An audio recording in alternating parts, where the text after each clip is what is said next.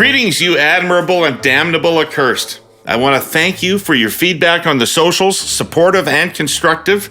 For last week's episode, our first ever with 4 strategists. This week, we're back down to 3 with the immaculately groomed Kory Teneycke, joining the tumble-downedly groomed Scott Reid, and baseball cap and Rough Rider shirt me. And we're going to get right to it. Today on the pod, it's the results of last night's election in Quebec. We'll kick those around for a bit. 3 Anglos, nobody better. The new UCP leader will be announced Thursday night. We'll lean on Kory for a bit of a preview discussion of that. Justin Trudeau has bungee jumped from the highest possible bungee jump height in Canada. Why? Hint, cameras were involved. Our cursed clipping is Reza Patel's Toronto Star article on Jagmeet Singh's leadership and what comes of that. And of course, it's never really the end of the show until Gordon Pinson shows up to tell us to shut the fuck up with our hey yous. Scott, Scory, how are you? Scott, Scory, how are you? We're a couple now.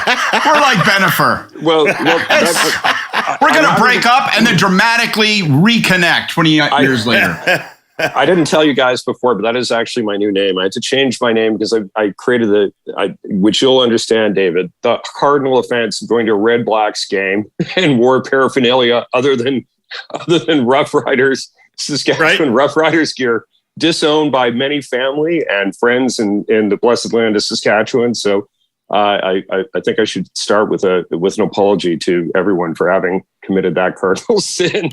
I noticed that. Are you a big Rider fan, Kory? Are you a big Rider fan? Well, you have to be, as you know, or they revoke your birth certificate. Yeah, no, I know. I'm wearing this shirt because they got a big game on Friday in Hamilton, and I'm going, and I'm trying to get psyched up. If they win, they're in the playoffs. I should care about that. I'm really having trouble with the team this year. There's something about both the on-field product and the organization that's just a little alienating this year. And judging by the crowds in the stadium, I don't think I'm alone.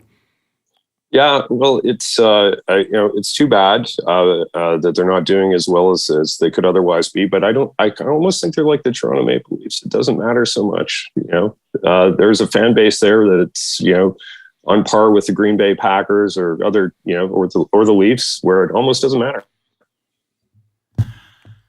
Yeah. They got no dig down gear this year. They just have no dig down gear, and you can smell the game going on them. They're just, I don't know. Like you, I've drifted. I have not spent as much attention. Last night was the first time this whole season I didn't bet on the San Francisco 49ers. And so naturally, Jimmy Garoppolo manages to win a game. I can't believe it. Or I should say the defense manages to win a game in spite of Jimmy Garoppolo. And we're not going to talk about the Habs. The preseason so far just looks like. Preseason doesn't count, doesn't matter. If you don't score any goals in the preseason, it doesn't mean that you won't be able to score any in the regular season. No, that's right. It looks like scrambled eggs. I have a shout out before we start. I got a shout out. You remember a couple weeks ago, David, you bragged about your Willie Nelson sings Chris Christopherson. Well, this is the power of podcasting, boys and girls, in case you want to know how you get out there and reach the people in the 21st century. Not 10 minutes after that podcast was put up, I got a note from a loyal listener who walked into a record shop, grabbed me some vinyl of Willie Sings Chris Christopherson, put it in the mail, and lo and behold, it arrived here like a shot out of 1975. And so big shout out to big shout out to Patrick Dion, big friend of ours. Absolutely. Of the lower Bytown Dions. And want to thank you for this. Awesome. He and his wife, Reid, big fans of the podcast, and we're lucky to have them. I love getting gifts, just in case people are wondering. Send me shit for free anytime, anywhere. Well, since this has become a music review podcast, I've noticed over time, I'm gonna throw a shout out to Boy Golden, who I picked up a piece of vinyl from him. New band from, well, not super new, but newish from Winnipeg. Saw him at a music festival in Port Dalhousie, of all places, on the weekend. Amazing group, and I think you're going to hear a lot from them in the future. What's with you, man? You're all over Ottawa, now you're all over Winnipeg. You got no roots. That's what's wrong with you. You moved to the big city, you run a couple campaigns with Doug Ford at a Queen's Park. Next thing you know, you've forgotten who you are, you slick-back silver bastard. Well, Kory, I'm going to save you now. Because you would join me, I'm sure, in also acknowledging that there's new music out by Colter Wall. And Colter Wall is a brilliant Brilliant. Yeah, Even he's more incredible. brilliant than his father in a different way. So Patrick Dion is a French name, and we could swing right from that into speaking about the Quebec election. That's our hook. Segue ninja. Saskatchewan segues. Results last night in Quebec, pretty much as anticipated at the beginning and all the way through. Scott, anything catch your eye in the campaign or last night in the results that's interesting to you? No, lots of people. Honest, it's kind of what we expected. The result, their vote was a little more efficient than maybe the polls had suggested in some of the seat projections. So they end up a little bit higher, but it's more or less what we expected. And people are going to wring their hands about the first past the post system and how you end up with 4 parties that get more or less the same popular vote, but wildly uneven seat counts, and we all know what the answers to those are. So whatever. I find that conversation boring, and I'm not for PR, so I just blow that off. I think the interesting thing is the aftermath. I think that you see in Legault now, like he is going to propel us into a new era of federal-provincial relations. I think the healthcare transfer discussion is about to get really sharp. Demands are going to be really irresistible. And so Trudeau's going to have to decide, is he going to use the checkbook to extract, because there's an inevitability. There will be a major boost to transfers. There just will be in the next couple of years. So the question really is going to be, does the federal government get anything for that? Or is the price of demanding concessions in return? Specific commitments can't be redirected, those funds, toward tax relief. They must be directed toward healthcare, all that kind of stuff. Like, Will there be anything, or is it just going to be a straight, transfer of dollars? And I think it's a real challenge for Trudeau because he can't win unless he wins seats in Quebec. It's not obvious that if he goes to war with Legault that he helps himself. Obviously, most of the conventional wisdom would be that it would hurt him. I'm not as sure it hurts him, but in any event, I think you're going to see the federal government try to buy time, try to move back and forth on both feet. But ultimately, it's going to have to decide whether it's just going to write a big check or whether it's going to demand something in return. I think that's going to be a fascinating thing to watch, especially when, you've got the prairie provinces thinking that they're going to effectively separate. Everybody says, just give me money and shut the fuck up. It's not your business to tell me what I do with your money. Yeah, Kory, it is a real pincer move with the prairie provinces, eh? We haven't talked about it, but the decision by the governments out there not to enforce the gun legislation is an interesting Legault type of maneuver. And I agree with Scott. I think Legault is going to be completely emboldened in his autonomous agenda, sovereignty by stealth, and he's going to be aided by the governments coming from the prairies. Yeah, I think that's true. And I think, it's more than the prairies. I think on things like health transfers, it's all the provinces. Like I recall your podcast on the Herle with a number of former premiers where, you had NDP and Liberal premiers, former ones talking the same way, but you're seeing current premiers all basically on the same script. Their facts are important in politics. And one of the facts are that the government's paying about 20 cents on the dollar, a little over 20 cents on the dollar for healthcare, yet constrains provinces in what they can do in the healthcare system with the Canada Health Act for an increasingly small amount of money. It was a 50-50 program when it started, and now it's an 80-20 program. And whatever the increase in transfer payments are, what I think we can all agree on is it's going to be nowhere close to closing that gap. Nowhere close. I think in the wildest dreams of the provinces, they would like to see like 35% coming from the federal government. And I think that's dreaming in Technicolor. I think it's going to be something much less than that. So I think that's problematic. On Quebec, I think there's a few things there that piqued my interest. One was how poorly the Conservatives did. I think while you had 4 parties getting in the teens, the one that finished last of those was the Quebec Conservative Party, which is, I think, a bit of a surprise. They got 0 seats. They got, 13%? And they, predominantly... Underperformed a lot of polling, too. underperformed the polling at the end of the day. Whether that's that their supporters didn't come out, or whether it's that they ended up, choosing to vote for the future rather than the past. And I mean that in the sense that the campaign focus for Duhaime, who was, a very smart and interesting guy, somebody I personally am quite fond of. But campaigns are always going to be more about the future than they are the past. And I think there's a real lesson and warning for parties that want to campaign on pandemic issues going forward. No matter what side you're on it, that's something that Canadians didn't enjoy, no matter what their perspective was. They view it as being in the rearview mirror, and they're tired of it dividing people and politics and talking about it, is my perception. It's certainly, and I'm guessing on Quebec because I haven't done, focus groups and things there the way I have in Ontario. But in Ontario, it's absolutely true. People want to move on. And so I think, whether it's talking about the convoy or vaccine mandates or any of that, or, this inquiry into the emergency powers that Trudeau brought in, there's a temptation for the opposition to glom onto that, and it's strongest in caucus, and it dissipates, more with every concentric circle outside caucus that you get. I think it's absolute folly to spend time on that. There are really big issues facing the country and that are coming down the tracks. And I think the public and voters want you to, as a leader, to focus on those things, not on the things that have, gone by already. Yeah, you certainly see that sharp shift in Poilievre's content, away from pandemic-related things. Scott, I just want to go back to the Quebec autonomy thing with you a bit. You were around the table with the first ministers in 2004, 5? Was it 4 or 2004. 2004. We negotiated the health. And then also equalization, which, by the way, we did equalization and health, not together at the same table, but roughly in slipstream.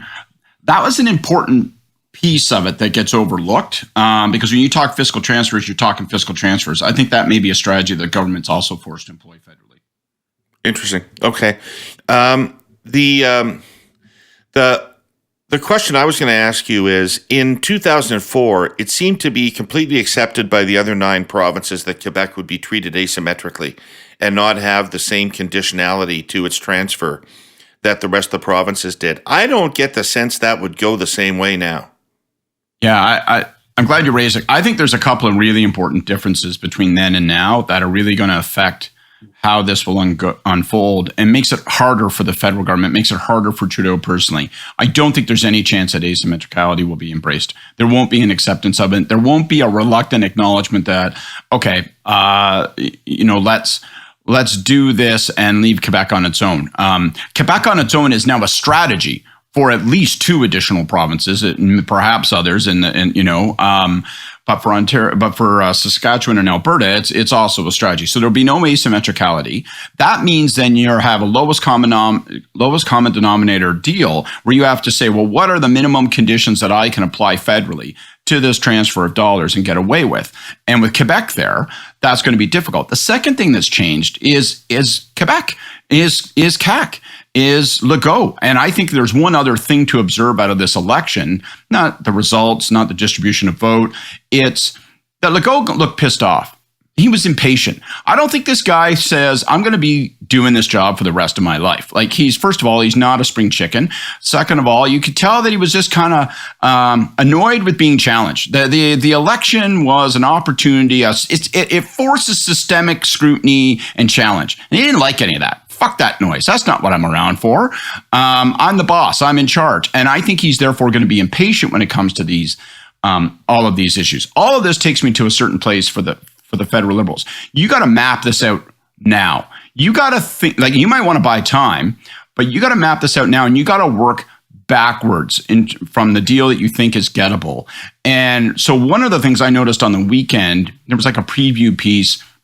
Had a couple of senior Liberals quoted anonymously talking about how they weren't going to tolerate transfers being used for tax cuts. You better be really careful. You better be really careful. You can't go into this environment and draw red lines that you then attempt to erase out of the way when you realize you can't get there. So I would say they're going to have to do some hard thinking now about where they can end up, where they need to end up, and therefore how they precondition and communicate what their bottom lines are, what their priorities are, what the terms of these negotiations are going to be. It's one of the reasons that I think they should put equalization on the table, because I think equalization will break up the provinces and will break up Quebec and will have cross-cutting pressures. And you introduce interests that aren't just unified against you. They'll have some cross-cutting unified against, battling against one another. And that gives you more levers to pull on, more opportunities to build coalitions that might allow you to do deals. That's interesting. That's really interesting. All right. I would just note the last thing I would say about Quebec is that even though the Quebec Liberals did better than they might have feared at the start of the campaign in terms of seat count, they lost votes as the election went on. They ended up with, in the range of 15% of the vote. I don't care how many seats they have. They're all Anglo-Montreal seats. That party has to be reinvented. It needs to understand what its new purpose is in the absence of the PQ. Needs to be completely reconceptualized. And I wonder whether it emerges as the Liberal Party. Because one thing we might want to pick up on a future pod is how many provincial contenders are actually running under a national label these days. As you know, with BC moving away from it, nobody wants to be carrying around federal water on their provincial label. So, but ironically, there's an opportunity for that party to be the centrist party, which it wasn't really before, right? It wasn't the centrist party; it was the Federalist Party. So that's what the Liberal Party in Quebec was. Now, so it was a coalition party that was Federalist that included a lot of Conservatives. That's gone now. Does it need to, ironically, change its name from Liberal but become the centrist party? Is that where the space in the spectrum might be, especially if Legault isn't around for the next election? Well, it was also a nationalist party at times. Like under Bourassa, it was maybe centrist and maybe liberal and was getting votes from Anglos, but there were elements of that resemble Legault in terms of being a nationalist. There were still Quebecers, and he was competing for Quebec seats off the island. That's the challenge now. There was the election where that Robert Libman guy ran the Anglo Rights Party against Bourassa. Yeah. And won all those seats. And I remember Jean Lapierre saying to me that night, he said, this is the worst thing that the Anglophones have ever done to themselves, because they've taught the Liberals that you can win without them. Now they're only winning with them. That's right. It's why I oppose PR. That's why I oppose PR. That's a preview of PR. All right, let's get ourselves in the most marginal slices of vote catching, and we'll define. We'll have the Westmount Rhodesian Party.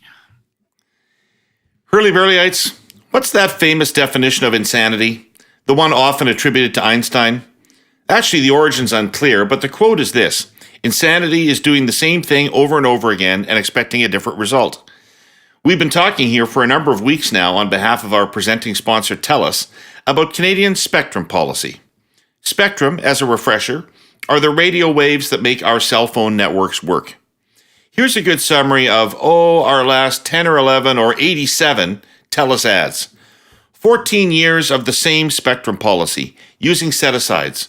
More specifically, using set-asides over and over again in order to spur more competition, has failed. The evidence is clear.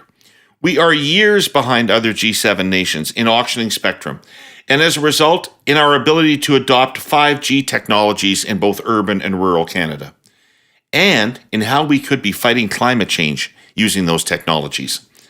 However, last week I hinted that TELUS isn't here just to criticize. In fact, they laud the feds for their decision to abandon set-asides for the upcoming 3,800 megahertz auction.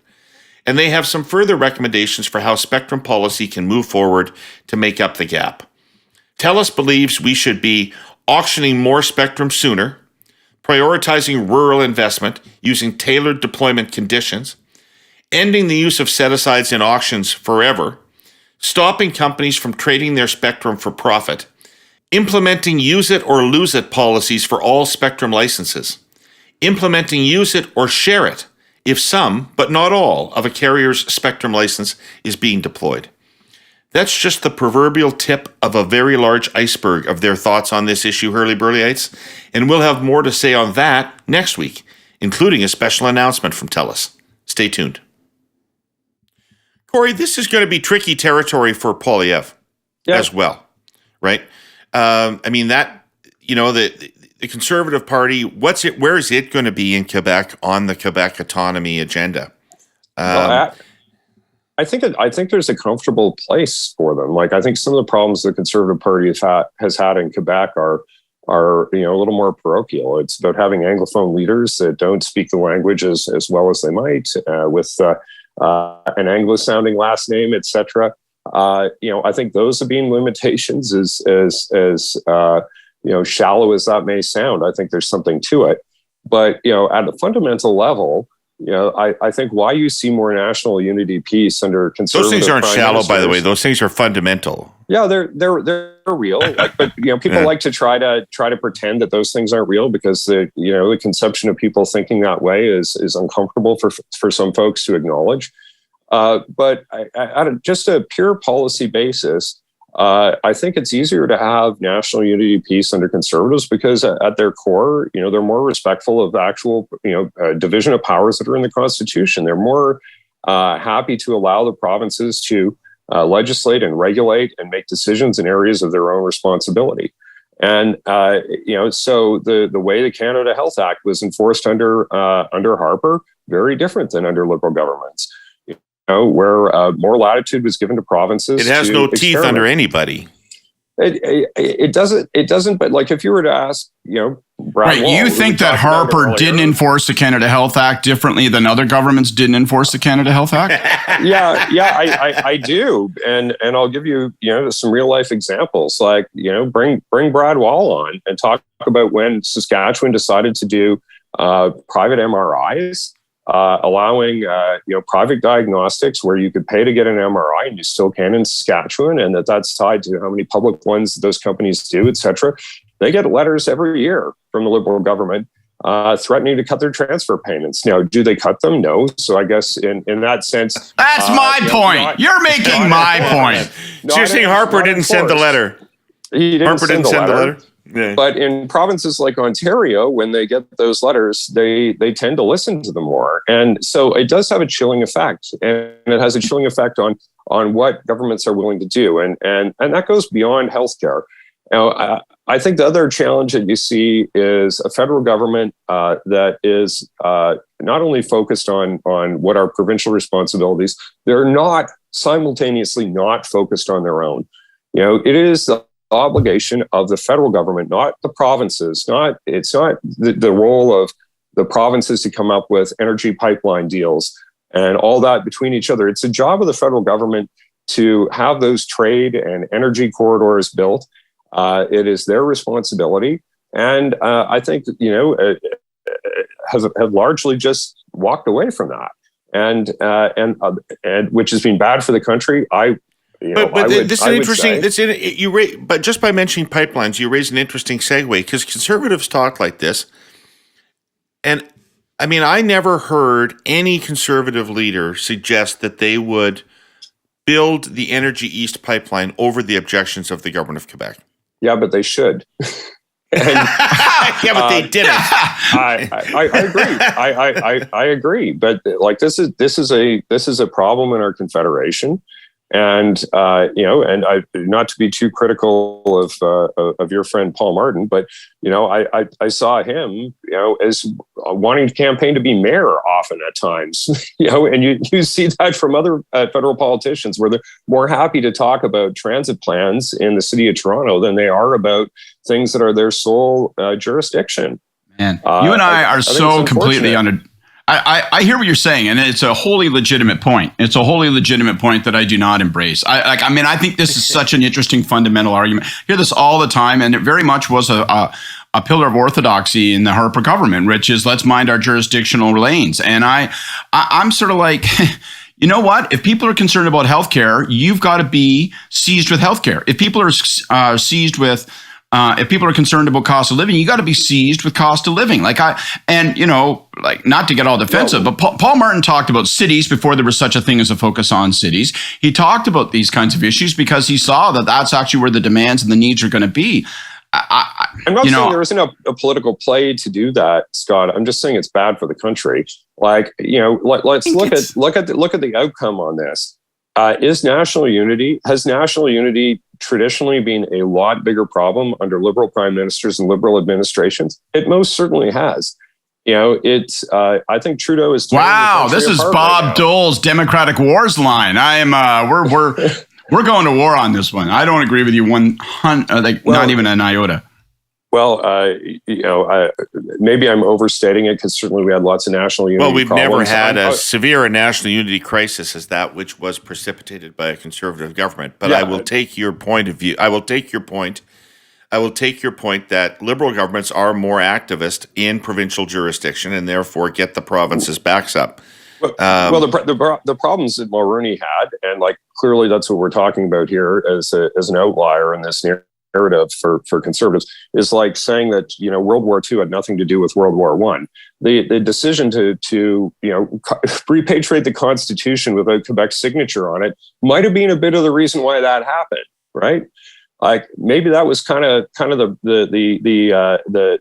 event that sparked off that particular crisis. So I think there's something to be said. Well, then that would suggest that it's a challenge for prime ministers and for federal governments, not those that not based on your partisan patch. Lots of peace in Confederation under Harper. I will say that history didn't start with fucking Harper. All right, wait. Now I'm just kidding. I'm not actually angry. I'm just joking. I love this discussion because I think it's really interesting, and I think it's going to be more important as you get this autonomy discussion going. It's going to be the underlying intellectual. I'd be intensely grateful if anybody listening also thought it was interesting. So wait a second. Did I mention I've got this great album with? We can jack this thing up. We got Chris Christopherson and Willie Nelson. Corey, let's move it right out to Western Canada. Let's move it right out to Alberta, where later this week the new leader is going to be chosen. New leader of the UCP and a new premier.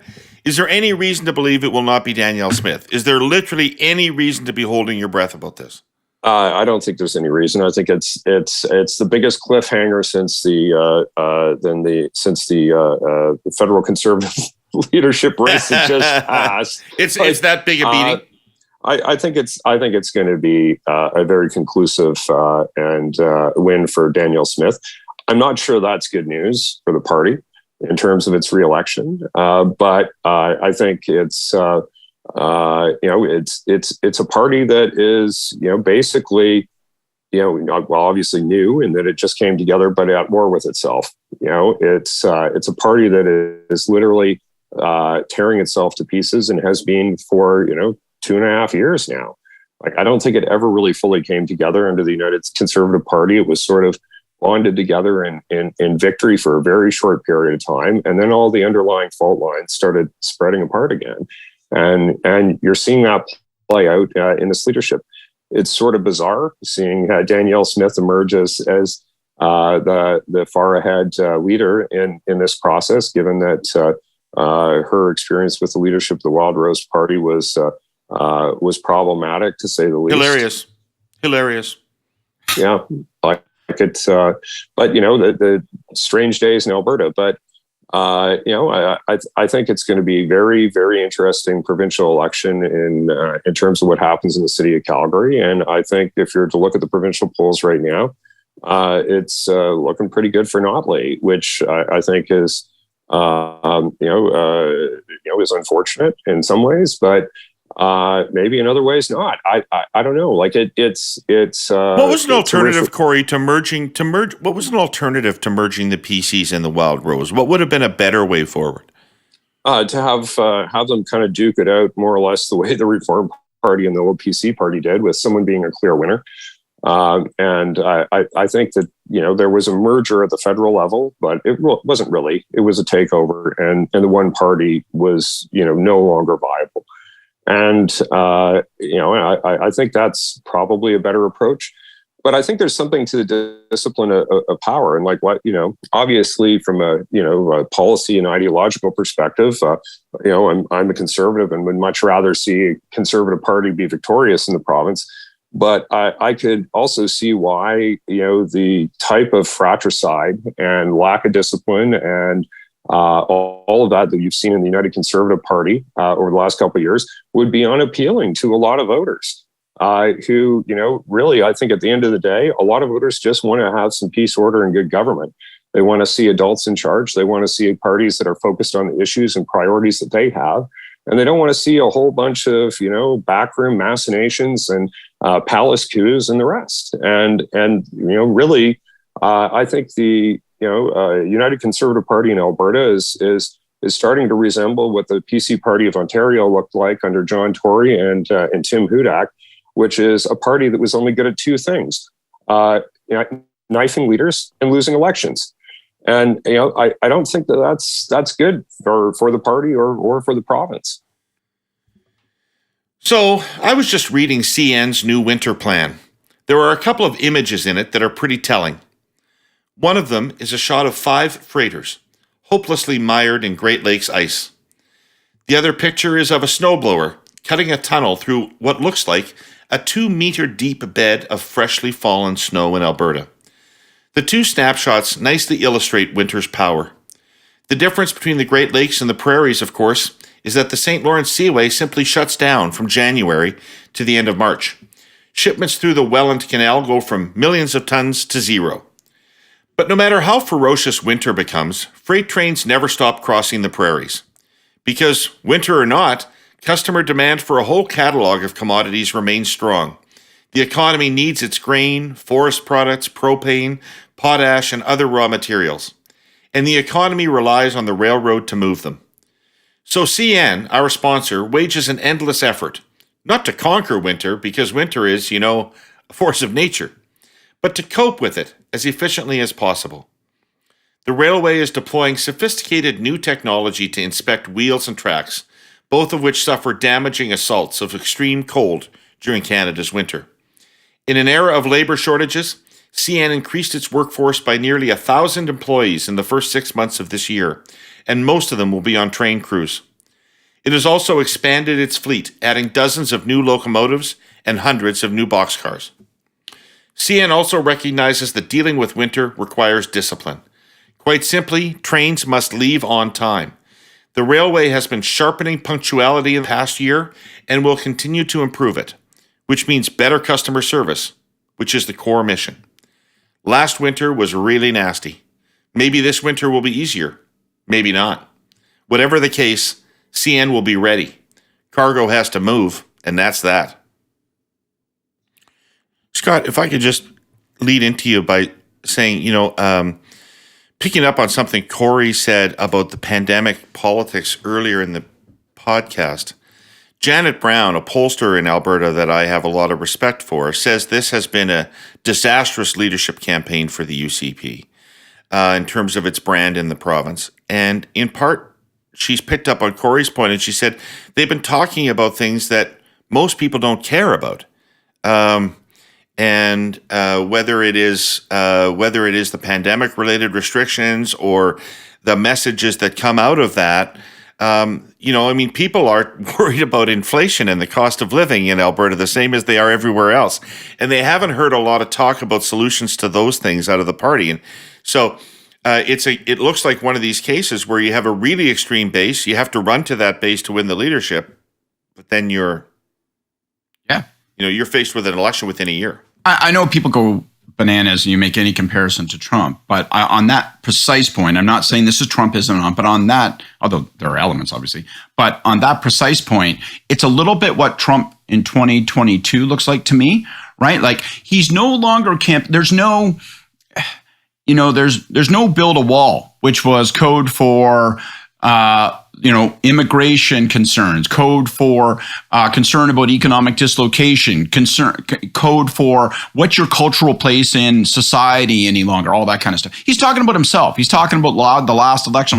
And similar to the UCP, doesn't seem to be talking about the things that are making life horrifying for Albertans. And as a consequence, they they really run the risk of people saying, well, if all you're about is internal fighting and like bitching about mandates that have lapsed, then I guess you're not focused on me. So that's the first thing. The second thing is obviously like, and you can't underestimate it.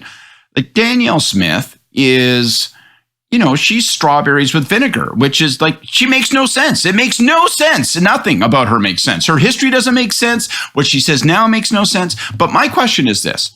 What if she does win? And I don't mean the leadership. What if she wins the general election? What if we're all wrong sitting here?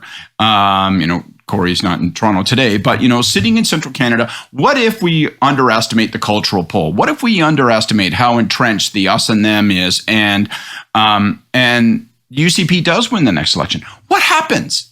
When she says, I've got a democratic mandate to ignore federal laws when I see fit, when I dislike them, like what exactly happens? Obviously, she can't do that. Constitutionally, legally, she can't. So then you turn to the courts. So then the courts will try to enforce and you'll have laws. There's a debate about disallowance at the federal level, and it will build conflict. Now, I don't know. Does that create an opportunity for Trudeau? Does he then look like the strong man? This gun thing is as big a deal as I do. I think it's a big deal in a couple of ways. All right, I think it's a big deal. You have three provinces that are refusing to enforce a federal law and refusing to allow the RCMP to enforce a federal law. But it's a big deal that the federal government is doing this for the most crass and demagogic reasons imaginable. We don't have a gun problem in Canada.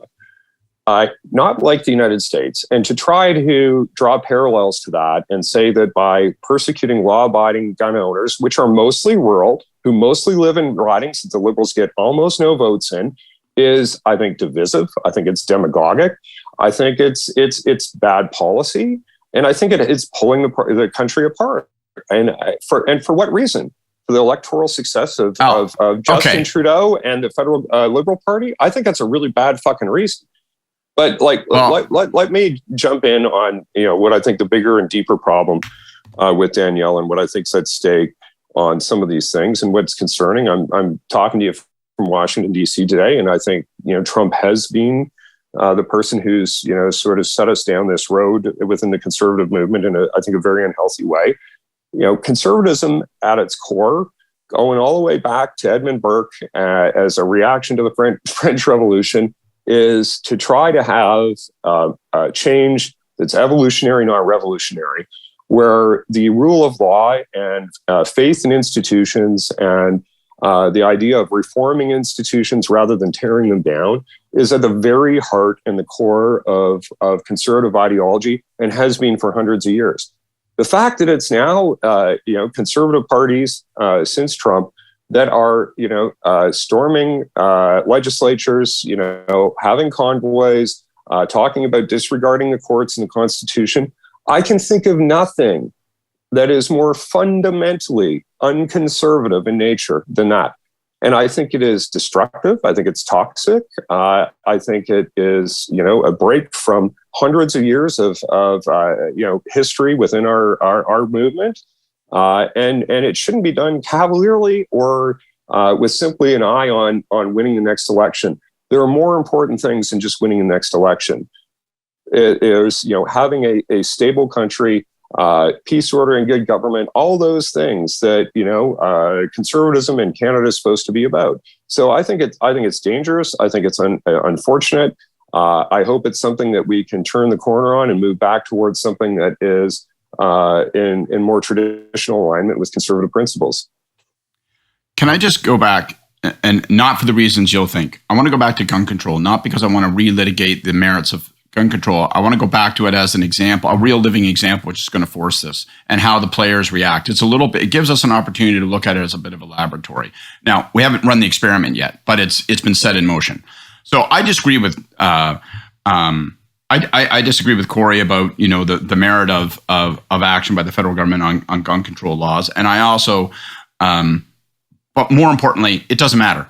It doesn't matter what the motivation is. The issue now is whether you like the motivation or not. The fundamental question is, well, will it be respect for a federal law that's democratically passed that without question has constitutional jurisdiction over the province?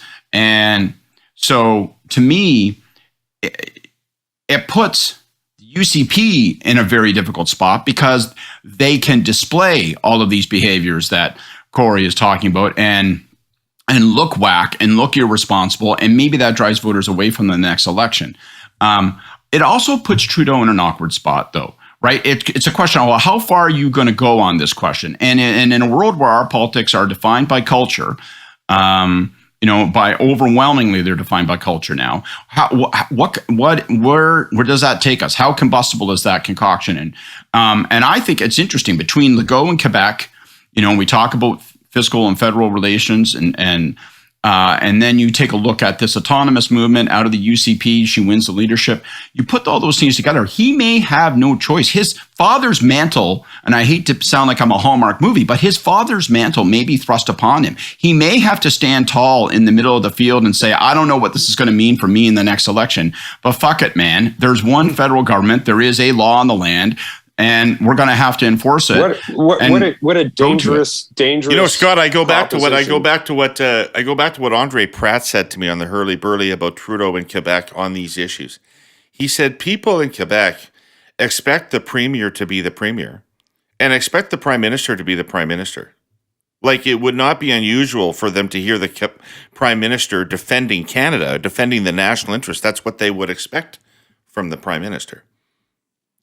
Sure. But guys, like, everyone has a obligation to act responsibly. And I don't think that Danielle Smith saying she's going to, disregard federal law and courts, et cetera, is responsible. But I also don't think what Trudeau's doing on the firearm stuff is responsible either. I think it, as I said, is demagogic. I think there are a lot of people living in rural areas of this country that are not. There are no, major problems with firearm laws. These are owned by themselves and their neighbors. They're more worried about being hit by a fucking asteroid than they are being caught in a mass shooting or, getting carjacked at a traffic light that doesn't exist in a inner city that doesn't exist in their life or in their neighborhood. Right, but that's not the issue, Kory. Like, honest to God, I could argue about it with you all day long. No, it is. It is because it is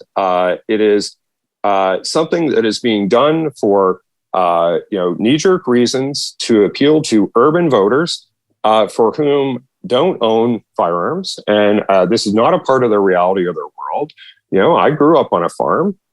Firearms are a tool, and they're, in your house, and they are just a part of your life the same way a tractor and a pickup truck are. And there is not an issue, but being demagogue against is a problem. I grew up in rural Ontario. We have guns. We have a hunting camp. But look, hang on. The issue is going to be what happens next. Divisive. Well, okay. What happens? What's going to happen next is the interesting political question. If she persists, how does Trudeau react, and what is the consequence of that? So we can sit and lament that the policy's been set in motion. Well, I think what happens is Trudeau is defeated, not just because of this issue, although, he can't lose any more votes in rural areas than he's lost. He's lost, all those seats, and he's not going to win them back. So, that price is being paid.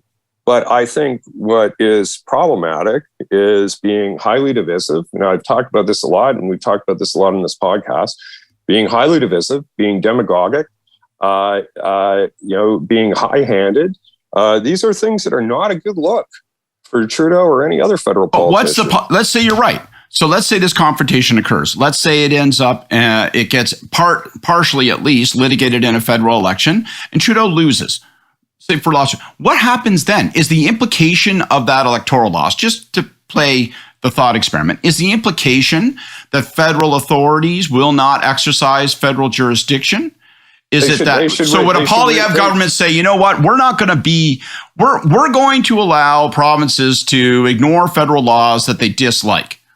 No, I think a much better and safer and more mature approach to that is to repeal those laws, because I think they were unjust to begin with. We're going to have that's your opinion. This is a great philosophy podcast, because I think there is something around social contract. The government can't just decide to outlaw things that everyone, large groups of the population. So Kory, I'm just going to stop you. I am just going to stop you because it's my prerogative as the moderator to stop you. And I'm going to say... You've already said Edmund Burke once. I'm going to say a fair conversation about this would say, undoubtedly there are politics in the federal government's position. Undoubtedly there are politics in that. It was part of the last election campaign. It was a decisive point in the last federal election campaign. But it's not like they're not encountering politics on the other side. So the Moe government in Saskatchewan is also refusing to enforce this legislation. But prior to that, they had attacked the right of federal PFRA agents to go on private property to inspect water and environmental things, which has been part of the federal prerogative forever. So there is politics being played on the other side too. I actually know what tensions. some of the issues around that particular one was. Like, you know the music festival in Craven, Saskatchewan. I do.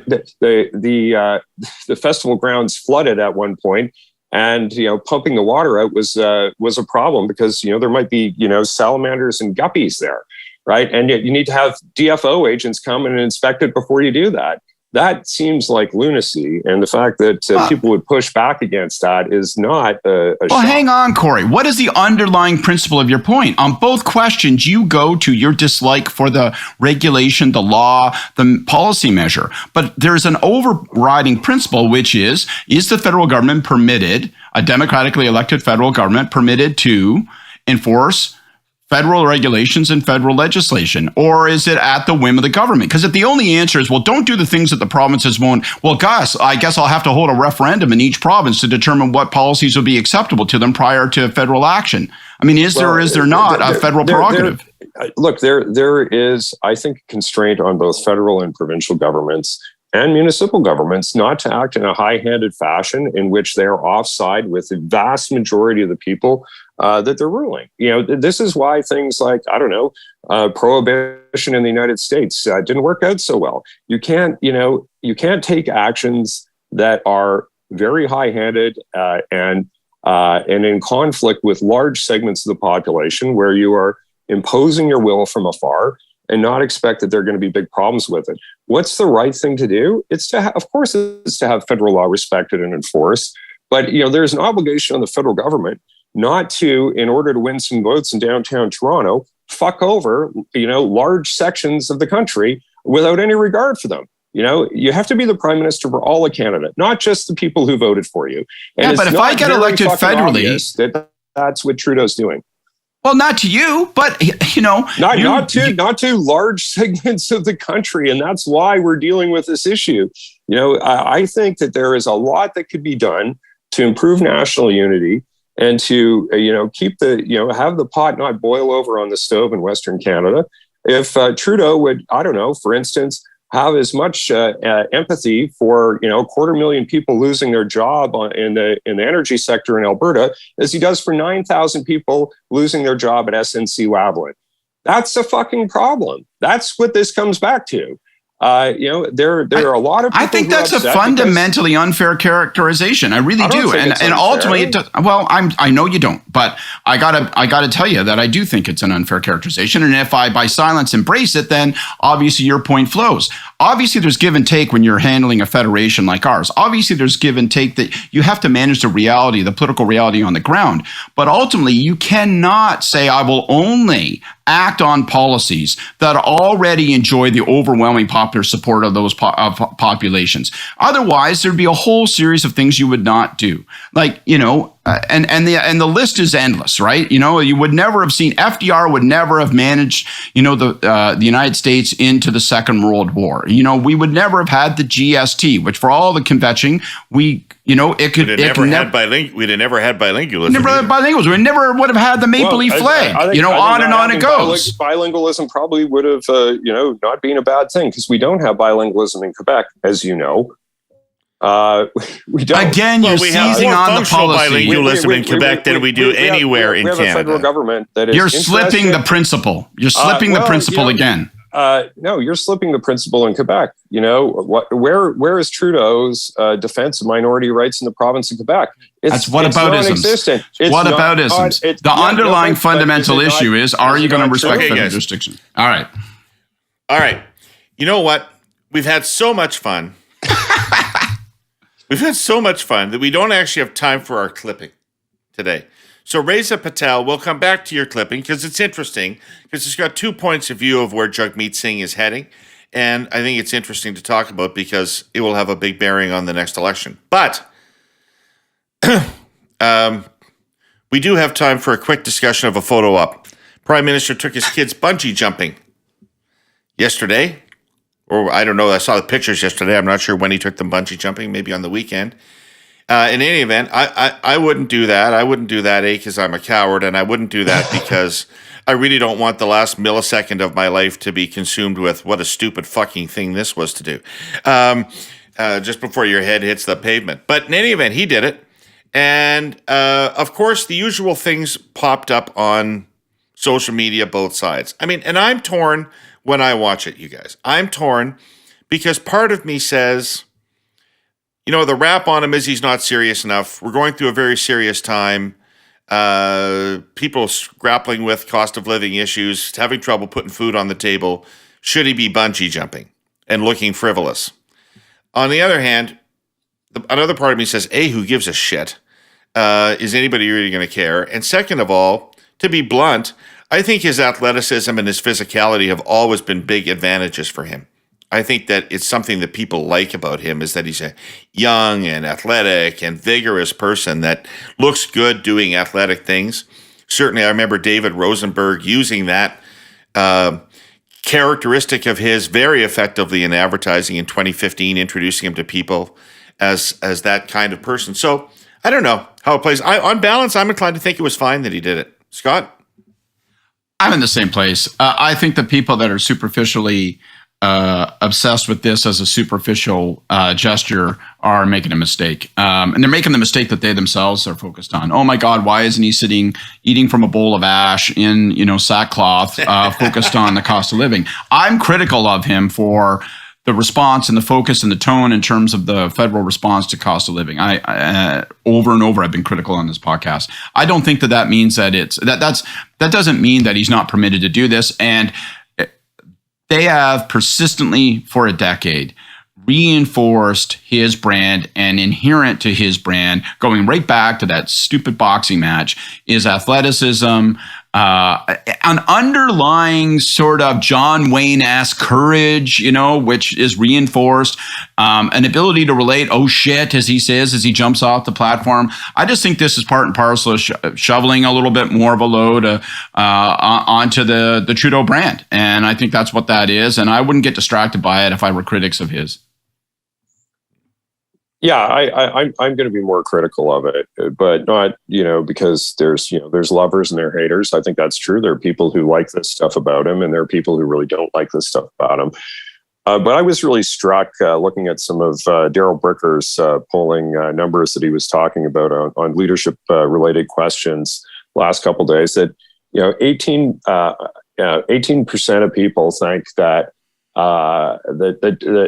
More people think that Poilievre is qualified to be the prime minister than Trudeau. Like that, they think that Trudeau is basically, not to flub the numbers here, but is unqualified for the job that he's held for almost 8 years.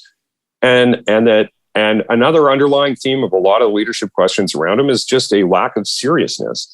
And I think these sorts of Kardashian-esque, moments, whether it's shit with his hair, whether it's bungee jumping, whether it's pulling a yoga move pose, in a committee room, I think it all creates part of a brand that for, disregard the lovers and the haters, for a lot of people who are neither a lover or hater, give an air and a sense of lack of seriousness in the guy. And we are dealing with serious issues right now. There were like 50,000 people out protesting Iran in Toronto on the weekend. We have cost of living issues that are out of control.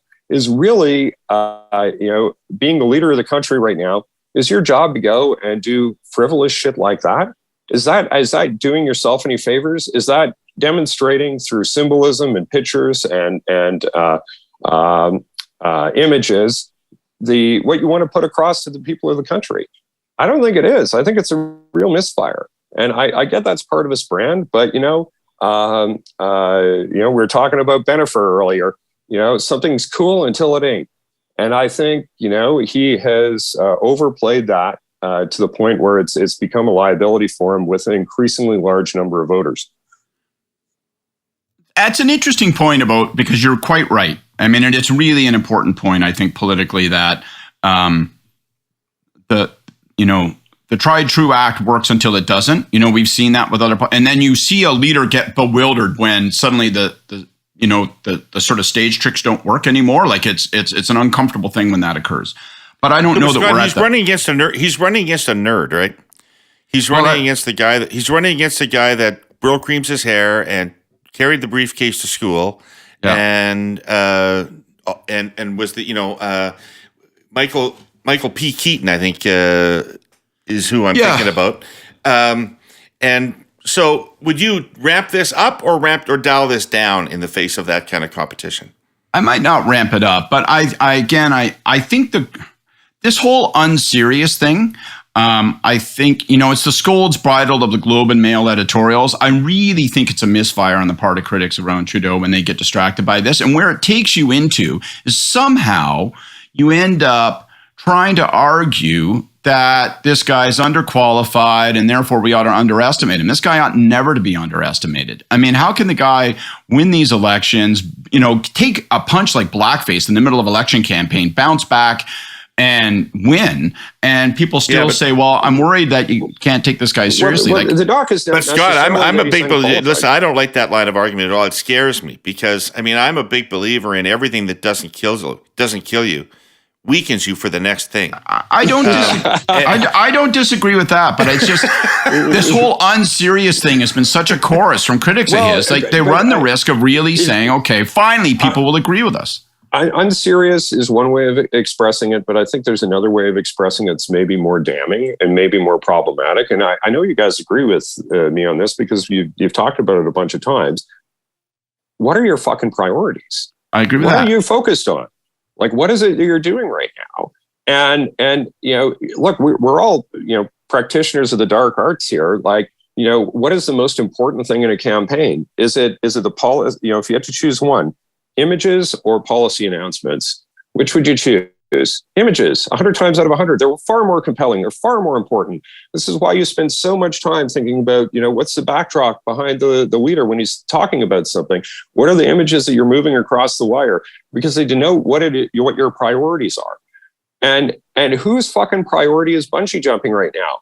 We've got real problems.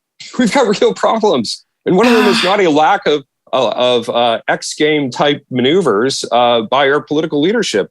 I would rather see him moving photos of being at the office or being at the protest in Toronto around human rights abuses in Iran. I think that would have been a much better use of his time, frankly. And if you're to move an image on the weekend, it would be something like that. I think it is either it's sloppy and lazy or it's stupid. I don't know what it is, but it's one or the other. I think you're freighting it with too much significance, and I don't underestimate the importance of images. But I think this is an image that's familiar, that's reinforcing in terms of the brand, as we discussed, and as a consequence, I think its potency is less harmful than you think. And I'm just not certain that the takeaway that people have when they see this, not to mention we're in a world of saturated instant messages. I don't think they say, well, he's obviously doesn't care about cost of living. Kills him in and of itself, but I think it's does this pony only have one trick? Like your catchphrase, what you talking about, Willis? Don't have a cow, man. Whatever it is, like, that's funny and cool until it's not. And I think, that shtick has gotten old. I think they're in a very, very deep political crisis right now. I think they need to actually, get really busy trying to win the next election or they're going to lose it badly. And so what are they doing to try to do that? Is this it? Is this the kind of stuff that you're doing? Man, oh man, I think it's a misfire. All right, well, let's get so negative. I'm worried about you, man. We got to go out and have a drink. You got to have some fun. I'm going to rub your belly, take you on a merry-go-round. We got to cheer you to fuck up. Yeah. All right, guys, let's get cheeky with it. Let's bring in how to bring this into contemporary times, David. Exactly. Catchphrases that were fun until they weren't. Okay. Gordon Pinsent, do we have Hey Yous today? Ladies and gentlemen, please return to your seats. The Hey Yous are about to begin. Scott, you got one? Yeah. I'll go sweet for a change. I want to give a little hey you to my buddy Evan Solomon. Announced yesterday that after a long career in broadcasting, first at CBC, then at CTV, that he's leaving the world of media. He's going to go join this Eurasia group, which I think solves, I think the solar system's problems. I'm not entirely sure. I think it's got some unified field theory that's going to lead us all to a utopia. Anyway, I don't care about what they do. Congratulations to him. He's made a life choice. It's a big deal to make a choice this significant, walk away from it. But I've been on air in one platform or another. CBC in 2005 for many years. CTV, we've been on Bell Media together, radio for years. Evan is a good friend. He's a great broadcaster. I am going to miss election specials and live specials. He's fantastic at that. Sitting at the desk with him and just having to improvise on air when we get that note in our IFB telling us, you know what, that guest isn't coming. You guys got to fill 6 minutes. And he and I get to shoot the shit for 6 minutes. I love those times. I'm going to miss them. I wish him well. That's a really Excellent. good. That's a really good one. He's a hell of a nice guy too, I think. I wouldn't go that far. Kory, you got a Hey You? Well, it kind of touches on some of the stuff that we're talking about. My hey you is to all the premiers right now. I think the time to really push on healthcare funding is now. I think coming out of the Quebec election campaign, going into Alberta, we talked about a bit of this. Now is the time to really, I think, make the case, not just to the Prime Minister and the Finance Minister federally, but to the public, and to really turn up the heat on that. And the reason isn't for politics. The reason is because our healthcare system is dramatically underfunded. It's one of the reasons why we had as many lockdowns as we did during the pandemic, because our healthcare capacity is not what it needs to be for a country our size with a population aging the way it is. It's important that we get this done. And I think the premiers are in the best position to make that case. So, hey, premiers, go make it. Excellent. All right. My Hey You goes out to Brigitte Legault, my old friend from the Paul Martin days of the early 2000s. She was a young liberal then. She was learning the game. And now she has accomplished something. Really, I don't know anybody who's done it. She created a party out of whole cloth, built the organization so that it dominates the width and breadth of Quebec in every direction, has turned that new party into 2 consecutive massive majority governments. And it's just one of the most impressive things I've ever seen in politics. So, Brigitte, congratulations. Yeah, for sure. That's a good one. All right. I'd like to thank our presenting sponsor, TELUS, and our sponsor, CN. I'd like to thank everybody for listening. And if I could point out to our listeners, you know, Scott and Kory are really fucking good at what they do, and they're really, really busy. And I really want to thank them for giving this time to this podcast today and every week. So thank you very much, gentlemen. It's great to have you here and great to talk about politics with you. Kory's busy. Kory's busy. I'm, you know, I was going to make eggs if I hadn't been on. Well, All right. We'll be back with you next guys. week with these 2 gentlemen and more Curse of Politics. Nice.